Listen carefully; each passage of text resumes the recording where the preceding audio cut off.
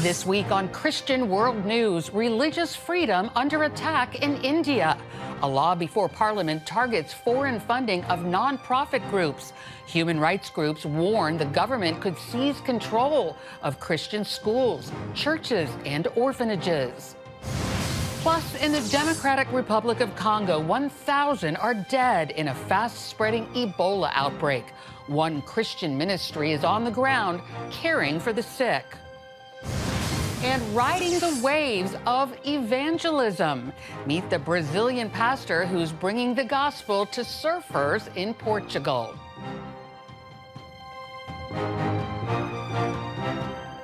Welcome to Christian World News. I'm Lori Johnson.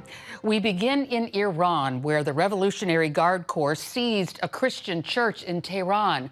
A few weeks ago, we told you about the historic St. Peter Evangelical Church. IRGC officials had informed church leaders that the building and property belongs to the state and ordered them to leave. Now the government has sealed the doors of the church and banned all church gatherings. Several Christian families living on the grounds have fled the premises. Security forces are pressuring the remaining 3 families to leave. Todd Nettleton is Vice President of Message for the Voice of the Martyrs and joins us now for more. Todd, tell us, why did the government seize this church, and do church leaders have any recourse? Well, this is really an amazing story because this church, until 2 Sundays ago, they had been having worship services for 154 years consecutively. That's through the Islamic Revolution right up to today. The other fascinating thing is they were having these services in Farsi. Now, Farsi worship services in Iran are illegal, but because this church had both Assyrians and Armenians, which are considered to be Christian background people, they were allowed to have the service, but their common language was Farsi. So it was being held in Farsi, like I say, for 154 years until 2 weeks ago. Now the government is saying, hey, this property was owned by foreigners, so we're taking it over. They don't have a right to it any longer. The church is saying, no. The foreign mission workers that started the church, they transferred ownership to Iranians. So it's owned by Iranians. You can't do that. But so far, the government has prevailed. Are there any other examples of persecution against Christians in Iran? There are so many examples. Christians who have been arrested even since the war started. One of the challenges for Christians in Iran right now is they are seen as allies of America and allies of Israel. And so Christianity is considered a Western religion. America is considered a Christian nation. And so Christians are seen as our allies. And obviously that has made them targets over the last 4 months. You call them targets. It appears that Iran is targeting them as enemies of the state, making them scapegoats for the war. So what's their rationale, and how's that playing out on the ground? Well, it is making life difficult for our Christian brothers and sisters. They were already under threat. They were already in danger before the war started. But now to be seen as allies of Israel, allies of America, makes them even more under threat. We know of Christians who've been detained since the war started, and so it's really a strategic time for us to pray for our brothers and sisters in Iran. So tell us, Todd, how can we pray for them and support the church in Iran? You know, one of the ways is to pray for God's protection over them. Obviously, not only protection from the government, but also protection in the fighting, in the bombings that are happening. I think we can also pray for opportunities for outreach. You know, as there is fighting, as there is dying happening around people, they tend to think about eternity. They tend to think about, you know, well, what happens after we die? That can be an opportunity for witness. It can be an opportunity for evangelism. And I know our brothers and sisters in Iran are thinking that way of how can we take advantage? How can we plant gospel seeds during this time? So let's pray that God will open doors for evangelism as well. Indeed. Well, let's talk about India now. A law that's in Parliament threatens Christian ministries there. The Foreign Contributions Regulation Act seeks to regulate foreign funding of non-governmental organizations, and Christians fear it could lead to persecution and the repression of Christian churches, orphanages, and schools which receive support from international groups. Todd, what's the likelihood this act will pass India's parliament? And if it does, what would be the impact? Well, the impact is quite severe, and it's interesting because the Ministry of Home Affairs has already issued, just in June, issued new regulations that put some of this into effect already. So they're trying to do this first through regulation from the Ministry of Home Affairs, but now they're actually trying to codify it into law. And so that's what this act before Parliament is. One of the things that these new regulations have said is you cannot take money from a foreign source. So say, my church sends money to an orphanage in India. That would be foreign money coming in. This new regulation says you cannot use that for conversion-related activities, for proselytism, but it doesn't actually define what proselytism is. So if I'm caring for orphans with food and clothing, they could say, well, that's proselytism. Your ultimate goal is to make those orphans become Christians. So that's part of the problem with this law, is it doesn't define what you're not allowed to do. The other part is just the control of incoming money. The law was updated in 2020 so that all foreign money coming in has to come through a single bank where the government can watch it. The government can watch who's sending it and who it's going to in India.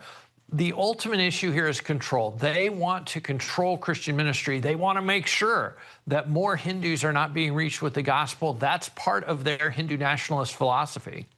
So how should the U.S. government and church leaders be responding to this bill?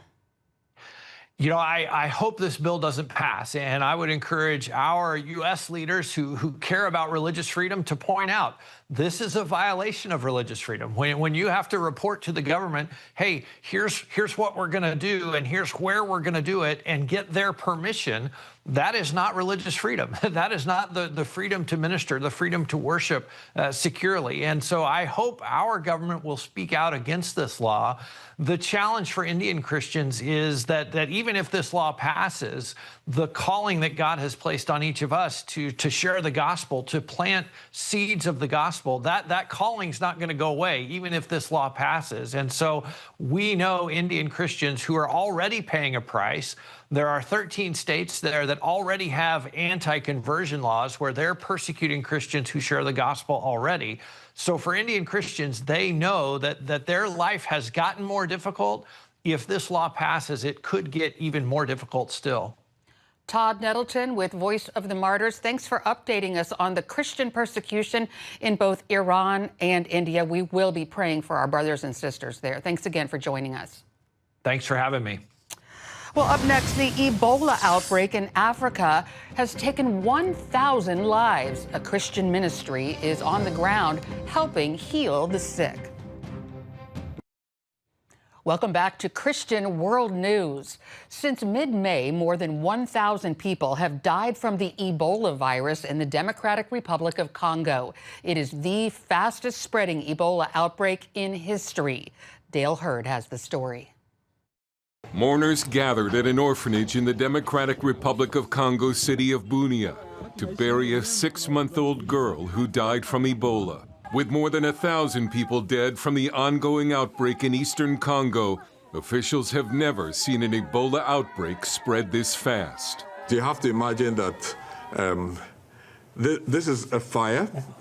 There's something driving the fire in its heart, and it's also expanding at the same time. Let's be very clear. This outbreak remains ahead of us, and we are still in a phase of catching up. The outbreak declared on May 15th is even more deadly than previous ones because the Bundibugyo virus responsible for it has no approved vaccines or treatments. The World Health Organization says the true number of infections could be 2 to 4 times higher than official figures. And African officials say there is a huge gap in the funding needed to stop the spread. These are people dying. They are dying because we don't have vaccine, we don't have medicine, we don't have funding. Another major challenge is the ongoing conflict in the region. You can hear gunshots in this video. Ebola is highly contagious and is spread through bodily fluids. It kills by damaging the gut lining and liver, causing severe diarrhea and vomiting. Patients can lose over 2 gallons of fluid a day, leading to extreme dehydration. Secretary of State Marco Rubio said the Trump administration would not allow Ebola to enter the United States. The State Department and other agencies represented here, the Centers for Disease Control, HHS, others, are working very, very hard to contain this crisis to the countries where it's currently located, particularly the Democratic Republic of the Congo. The ministry Samaritan's Purse is operating Ebola treatment centers in 2 locations in the Congo, including the epicenter Bunia. It has admitted more than 300 patients, and more than 200 have recovered and been discharged. Officials are warning that 80% of new cases have emerged outside known chains of transmission, a sign the outbreak is spreading faster than health officials can track, and faster than the 2013 outbreak that killed 11,000 people. Dale Hurd, CBN News. Coming up, the Brazilian missionary who crossed an ocean. See how he's surfing the waves of the Spirit and planting churches in a beach town in Portugal. Welcome back. Surfing is often seen as a sport, yet for some, riding the waves is a way of life and a spiritual practice. One Brazilian pastor and lifelong surfer has found a unique way to merge his passion with his faith. George Thomas traveled to the coastal city of Porto, Portugal, to show us how.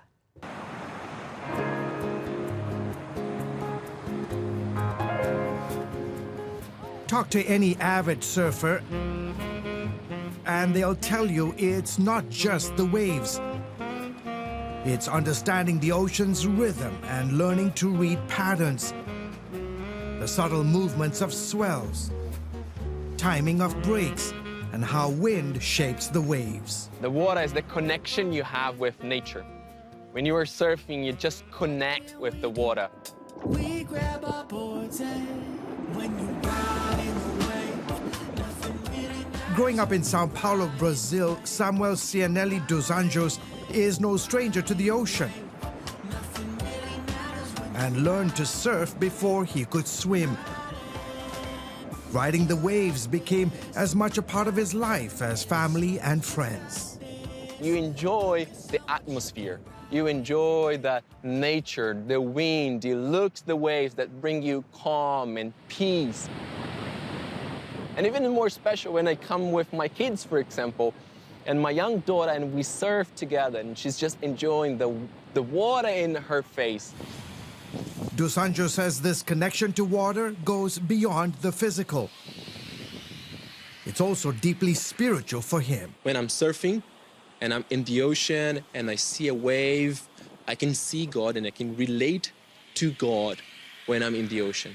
And surfers, they think the same. Maybe they don't believe in God, they don't worship something, but they understand nature. He says the unpredictable nature of the waves mirrors life's ebb and flow.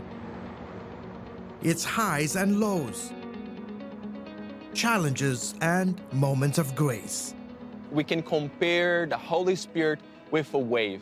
You don't control, you see it, you feel it, and the only thing you can do is navigate through it or on it, in my case with surf. So that's my deepest time with God, is my connection, my devotional time with God.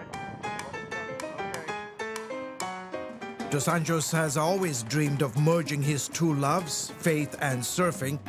So a few years ago, he left behind Brazil's sun-soaked beaches and moved 5,000 miles to Portugal's Atlantic coast. Famous for its cobblestone streets, historic architecture, and the aroma of fresh pastéis de nata, the city of Porto has become a popular tourist destination. What drew the pastor here, though, were the stunning coastlines and vibrant surf culture. And today, when we talk about surfing, Portugal is getting very, very close to be one of the biggest countries in surf. Dos Anjos started organizing informal gatherings on the beach. He began with simple barbecues and surf lessons, inviting anyone curious enough to join. Soon, the beach became his church. That's my office. Everyday office if I could, of course, but as many chances as I have, I'm here. Gradually, people of different nationalities and backgrounds came together, united by their love for the ocean and a thirst for deeper connections. Pastor Samuel moved his family from Brazil all the way here to Porto, Portugal, back in 2014. A year later, Surf Church was started with about 3 families. Today, almost 10 years later, some 13 nations are represented, and their goal is to build 50 churches across this country. Church is not about a building, it's a relationship with God. So we want to plant 50 churches, not with a building, but with this mindset. You can be church everywhere. You can be church even in your house, in a small group, in a church in the house, you can be church. Sunday services begin at the beach. Sun or rain, cold or warmest day, every Sunday we are here. We serve together. We gather a group of people, sometimes more, sometimes less. So it's just a fellowship time, a time to connect again with each other and God. One Sunday morning, church members witnessed Juliana Yarova get baptized in the Atlantic Ocean. As she emerged, laughter and cheers erupted from her new family, echoing her joy.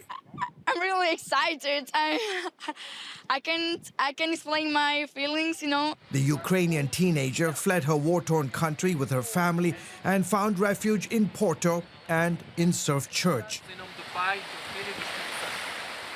Also baptized, her brother Zakaria, and their mother Natalia was there to witness the special occasion. I believe the best word to describe Surf Church today is a lighthouse. We are a safe place where people from all over the world can come and find community, find family, find faith in Jesus. What started as a simple beach gathering here has grown into a beacon of hope, offering a belonging and purpose to people from all walks of life. In the end, Dusanjo says it's moved way beyond surfing to include navigating life together with faith, love, and a shared commitment to something greater, all woven together by the simple act of riding waves and serving Jesus. George Thomas, CBN News, Porto, Portugal. What a wonderful story. Well, you can get Christian World News delivered straight to your inbox. To sign up for our weekly email update, just go to cbnworldnews.com. We'll be right back. Finally this week, in the 1980s, CBN introduced the Bible to Japan through Superbook, an animated series created for children. More than 40 years later, that vision is still bearing fruit. Today, Superbook is reaching not only children, but even elderly Japanese who are hearing the gospel for the very first time. Lucille Toulousan brings us the story. On Sundays, Pastor Nishimura delivers his message from a pulpit to the congregation at the Jesus Family Church in Tokyo. At this evangelistic festival, however, he's happy dressing up as a cartoon character Pikachu to draw attention as he shares the gospel. We wanted to find a way on how to share the gospel to more people, especially the children. And so we came up with this evangelistic festival. The Joy Joy Festival is an entry point of the church. Like today, we have 10 non-Christian families who came, and then they come to church. This festival is Japan's largest evangelistic event. For the third time, Superbook participated, featuring Gizmo known as Robic in Japan. He danced with the Superbook team to the theme song The Salvation Poem. Compared to previous years, more children are now familiar with the song. The team hopes they also understand its message, salvation through Jesus' death on the cross. Superbook fan Isa Pan says he understands.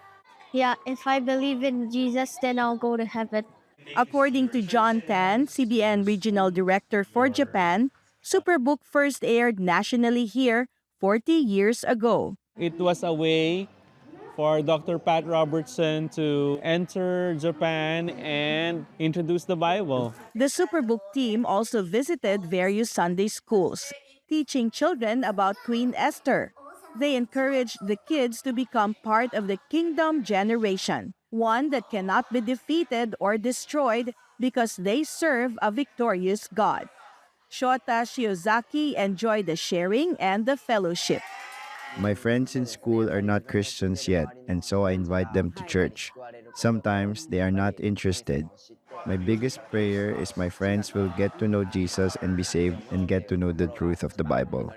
CBN Asia producer Shekinah Grama, who regularly volunteers with the Superbook team, made the effort to learn Japanese. So I could really understand what they're going through, and they would know the effort is put in, the intentionality, and they are shocked with that, and they know that that's love because someone took the effort to get to know them. They started sharing their lives little by little, opening up, and that's something that they told me they haven't done before. At a recent anti-bullying school event, Superbook's episode The Good Samaritan was featured, encouraging students to respond to bullying with kindness, courage, and compassion. Through Superbook, the children also encountered the message of God's love in a fun and meaningful way. CBN also extended its outreach to the elderly, donating Superbook DVDs and Christian materials to an elderly home at the request of its Christian owner. As a result, residents across its 9 facilities heard the gospel for the first time. It's amazing to see how God continues to open doors for the gospel here in Japan. And what began as a simple media outreach through Superbook has now grown to a much bigger vision, the establishment of CBN Japan. As Christians, we believe the time of Jesus coming back is coming closer. And so he wants to call his children back to him. And he loves the Japanese so much that he has opened opportunities for us, for CBN, to start an office here and to do more ministry, not just for children, but also for adults. CBN Japan will be officially launched this December through a major Christmas concert. Lucille Talusan, CBN News, Tokyo. And on that uplifting note, that'll do it for this edition of Christian World News. Thanks for joining us this week. I'm Lori Johnson. Until next week, goodbye and God bless you.